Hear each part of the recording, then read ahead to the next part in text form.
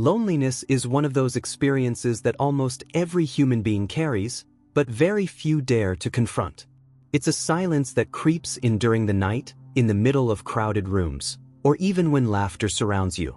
It is the paradox of our age. We live in the most interconnected era in human history, with billions of voices just a tap away, yet people have never reported feeling so alone.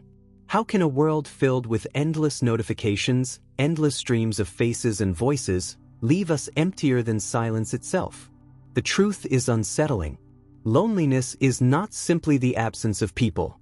It is not cured by more messages, more friendships, or more digital followers. It is something deeper, something that strikes at the core of existence. To feel lonely is to feel the weight of being truly human.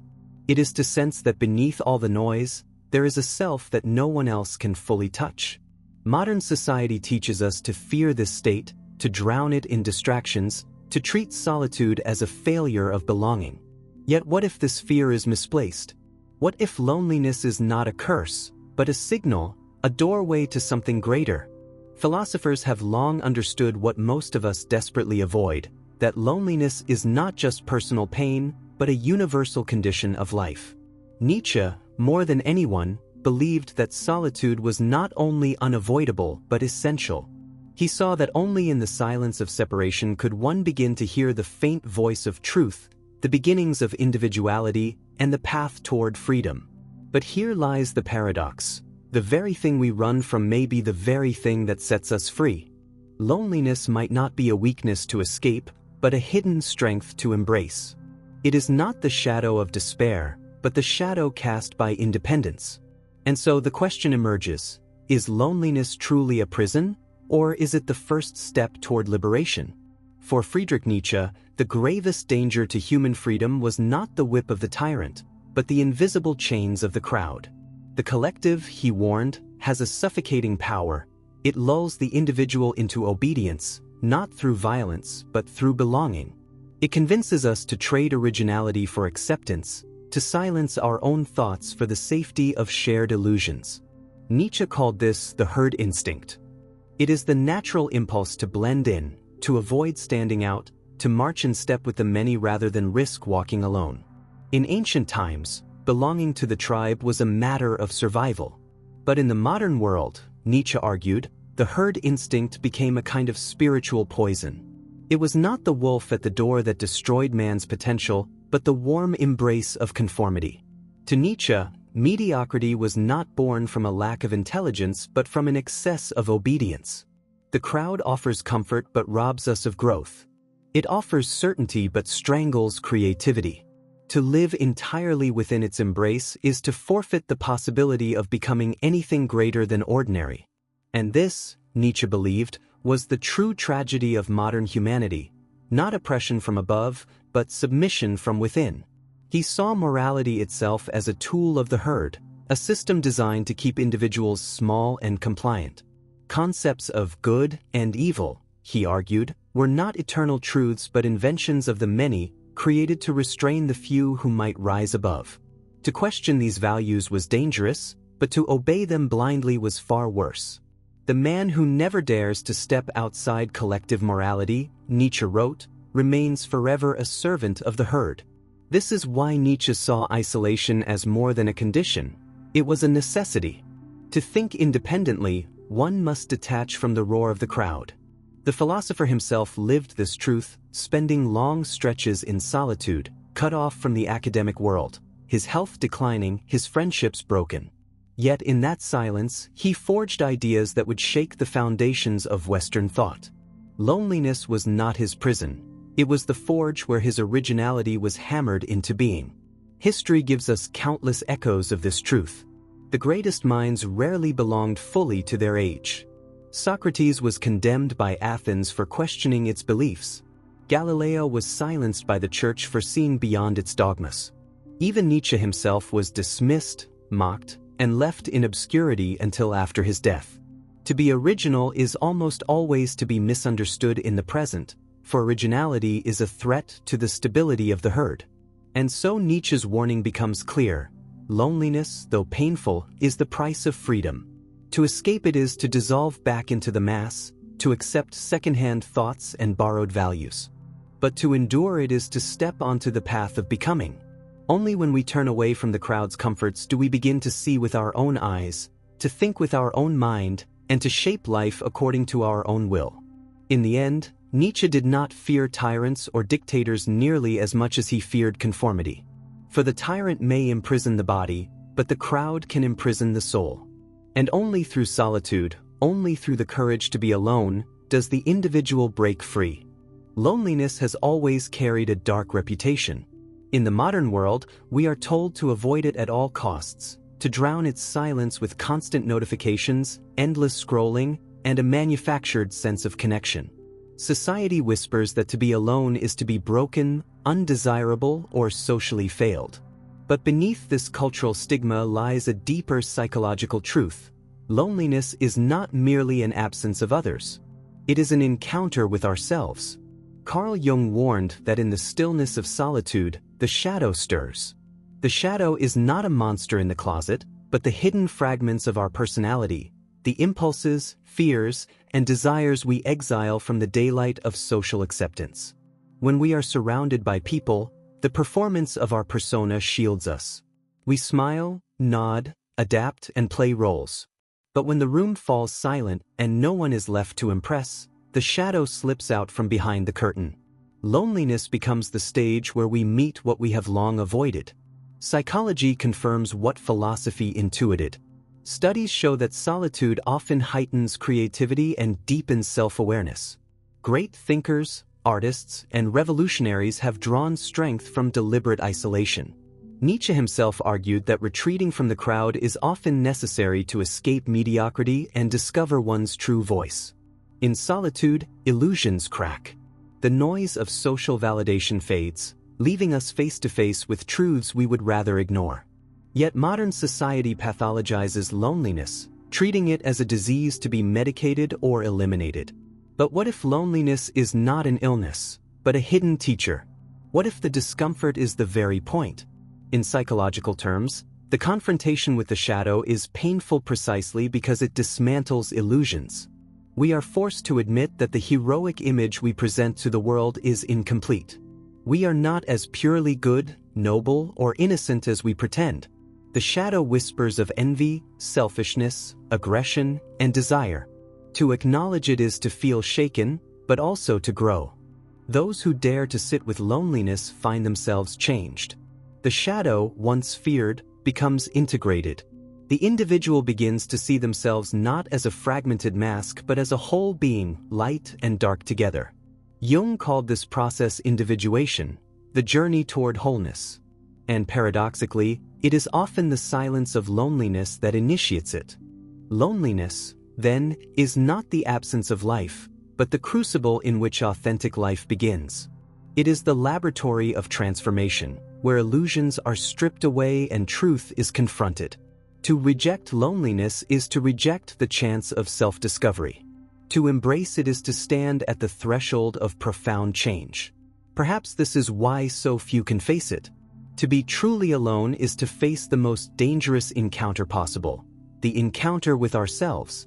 Throughout history, the greatest revolutions of thought have rarely been born in crowded rooms. They emerged instead from silence, exile, and solitude. Loneliness has been the silent companion of philosophers, artists, and visionaries whose ideas reshaped civilization. What society often calls isolation, they transformed into a furnace of creativity and insight. Take Nietzsche, for example. He wandered alone through the Alps, a man estranged from both the academy and polite society. His health was fragile, his friendships fleeting, yet in the crucible of solitude he wrote with a fire unmatched. One must still have chaos in oneself, he said, to give birth to a dancing star. His chaos was not found in social approval, but in lonely walks, in nights of silence where his mind wrestled with truth. The very ideas that unsettled the world, the death of God, the will to power, the eternal recurrence, were conceived in the womb of solitude. But Nietzsche was not an exception. Schopenhauer lived as a recluse, convinced that most of humanity was driven by blind, selfish will. He spent his days in near total isolation, his pessimism regarded as poisonous during his lifetime. Yet decades later, his ideas would shape psychology, literature, and even art. His loneliness, which seemed a curse, proved to be a source of clarity. Kierkegaard, the Danish philosopher, also walked the path of isolation. Misunderstood by his city, mocked by peers, and estranged from love, he poured his anguish into words that later defined existentialism. He believed that truth was not found in the collective but in the single individual standing before God.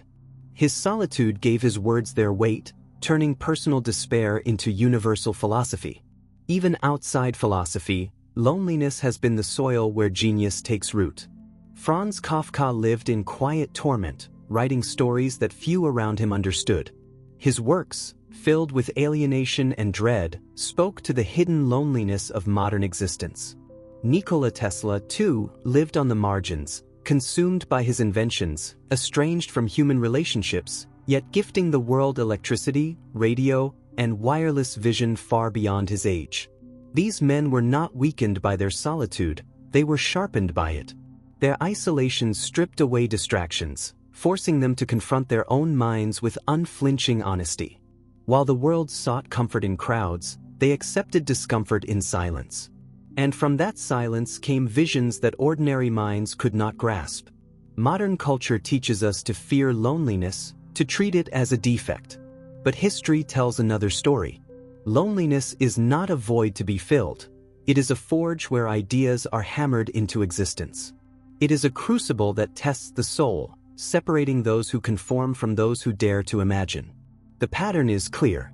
Those who embraced their solitude, Nietzsche, Schopenhauer, Kierkegaard, Kafka, Tesla, did not emerge broken. They emerged transformed, carrying with them insights that shook empires, altered art, redefined science, and rewired human consciousness. Their loneliness was not weakness. It was strength. And perhaps that is the paradox of history. While the crowd forgets, it is the lonely individual who creates the future. In the 21st century, loneliness is no longer hidden in silence or exile. It exists in the middle of noise, inside glowing screens, endless scrolling feeds, and the constant hum of digital chatter. Today, we live in a world where connection seems infinite. With a single swipe, you can speak to a stranger across the globe, broadcast your thoughts to thousands, or gather validation in the form of likes, hearts, and shares. And yet, beneath this flood of voices, millions confess to feeling emptier than ever before. The paradox is striking. Never in human history have we been so connected, and never in human history have we felt so alone. The illusion of connection is one of the defining traps of our age. Social media, sold to us as a bridge between people, often functions as a mirror that reflects only curated fragments of lives. Instead of authenticity, we consume highlight reels, filtered smiles, exaggerated achievements, and carefully designed performances. We compare our raw, unedited existence to the polished masks of others, and in doing so, we deepen our own sense of inadequacy. Psychologists have shown that this cycle creates a hunger that cannot be satisfied. Algorithms feed us doses of validation the way a casino doles out jackpots, rare enough to keep us hooked, frequent enough to make us believe connection is happening. But what is actually being built is dependency, not intimacy. The more we chase approval, the less authentic we become, and the more estranged we feel from who we truly are. This is where Nietzsche's warnings about conformity echo with startling clarity. He spoke of the herd instinct, the tendency of humans to surrender individuality in exchange for belonging. In his time, the herd was shaped by religion, tradition, and mass morality. In ours, the herd is shaped by algorithms, trends, and digital approval. The danger remains the same. We dissolve into the collective, sacrificing originality for acceptance, trading freedom for the comfort of fitting in. Consider how modern platforms manipulate our deepest fear, the fear of being alone. Every notification suggests that we are wanted, remembered, or valued. But step back, and you see the truth. These signals are designed not to fulfill us, but to keep us engaged, producing data, feeding attention economies. We are not customers. We are the product. And yet, the more we participate in this system, the less connected we feel. Studies have revealed that heavy social media use often correlates with higher rates of depression, anxiety, and isolation. People who spend hours surrounded by virtual friends frequently report feeling more alienated than those who spend time in solitude. The reason is simple: shallow validation does not nourish the soul. It only deepens the hunger. This is the modern paradox. We flee loneliness by seeking approval, yet in that pursuit, we lose the very individuality that could have set us free. Nietzsche would argue that true resistance lies not in chasing connection at any cost, but in embracing the discomfort of solitude. To step away from the herd is terrifying, but it is in that distance that thought becomes clear, creativity becomes possible, and selfhood becomes real. Loneliness, then, is no longer just a personal struggle. In the digital age, it is an act of rebellion. To choose silence over noise, authenticity over performance, depth over distraction, this is resistance against manipulation. What seems like isolation may in fact be the only path to genuine freedom. Loneliness has long been portrayed as a curse, a void, a deficiency, an emptiness that must be filled. But what if this very void is the threshold to something greater? For Nietzsche, loneliness was not merely an affliction of the human condition but a necessary stage in the transformation of the self. To be alone, in his view, was not to be abandoned. It was to be confronted with the raw material of freedom. When stripped of the herd, a person is forced to confront the silence of existence. No audience to perform for, no tribe to belong to, no applause to validate the self. In that silence, what emerges is frightening, but also liberating. The realization that you must define yourself. Nietzsche saw loneliness as the crucible where illusions are burned away, where dependency on others' opinions collapses, and where the true work of self-creation begins. This is where the concept of the Übermensch arises, not as a mythical figure with superhuman strength, but as a symbol of what happens when an individual stops living under the weight of collective expectations. The Übermensch represents one who has endured the deserts of solitude and come out on the other side with a self forged in fire, independent, self-directed, unchained from the need for validation. The modern world encourages us to live for others, to display, to prove, to constantly measure our worth through the reflections in someone else's eyes. But loneliness interrupts this cycle. It forces the question, who are you when no one is watching? In answering it, a new kind of freedom emerges. Freedom not from society itself, but from its grip on your identity. History shows us that many of those who reshaped human thought walked this lonely path. Nietzsche himself, often dismissed as a mad recluse, was in reality forging a radical philosophy of individuality. His solitude was not weakness, it was the price of independence. Kierkegaard wrestled with isolation to write about faith and despair. Kafka, surrounded by alienation, turned his loneliness into timeless metaphors of the modern condition. Each of them illustrates the same truth. Solitude is not an absence of life but the soil in which new life is born. In psychological terms, loneliness also provides the space to integrate the shadow, to reconcile with the hidden parts of the self. Without the constant noise of the crowd, we can face the truths we habitually suppress. This confrontation is painful, but within it lies authenticity. And authenticity is the essence of freedom. Thus, loneliness is not the end of belonging but the beginning of independence. To step away from the herd is to risk abandonment, but it is also to gain sovereignty over one's soul. Nietzsche would argue that the one who endures solitude without despair becomes capable of creating values, meaning, and direction where others only follow. Loneliness, then, is not merely survival. It is metamorphosis. The one who learns to walk alone discovers that true freedom is not granted by society, nor by validation, but by the courage to exist without needing either. Loneliness has always haunted the human condition. It is the quiet ache that surfaces in the silence between conversations, the heavy awareness of standing apart while the crowd moves together. Most of us try to escape it, through distraction, through noise, through endless pursuit of connection. But Nietzsche compels us to look at loneliness differently, not as a curse to be feared but as a teacher, a guide, and ultimately, a liberation. The truth is, loneliness will never fully disappear. It follows us because it is woven into existence itself. Yet within it lies a choice. We can treat it as exile, a punishment for not belonging, or we can see it as an invitation to step beyond the need to belong at all. What feels like abandonment becomes the very ground upon which freedom is built. To be solitary is to discover that strength does not come from numbers, but from depth. It is in the solitary mind that illusions collapse and clarity emerges. When you stop fearing the absence of others, you stop being controlled by their presence. You are no longer enslaved to their approval, their validation, their fleeting acceptance. Instead, you learn to live from a core that no one else can touch. In a world obsessed with being seen, the greatest power may be the courage to stand unseen and yet remain whole. Loneliness, then, is not the void we imagine it to be. It is a doorway, a passage into authenticity where you no longer ask permission to exist and where your freedom no longer depends on the crowd. Nietzsche's challenge lingers like a haunting whisper: dare to walk alone, and you may discover that solitude is not emptiness, but abundance. It is the threshold of the higher self. It is where masks fall away, where truth is born, and where freedom finally begins.